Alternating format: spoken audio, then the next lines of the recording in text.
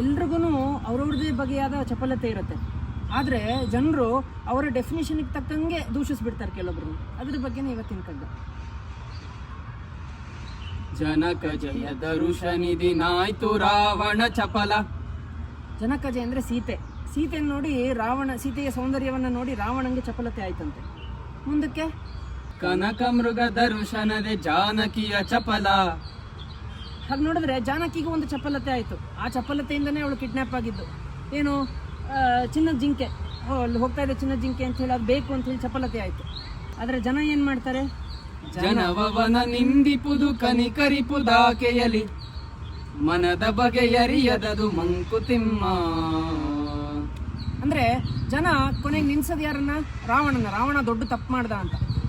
ಆದರೆ ಜಾನಕಿಯಲ್ಲಿ ತುಂಬ ಕನಿಕರ ಅಂತಿಸ್ತಾರೆ.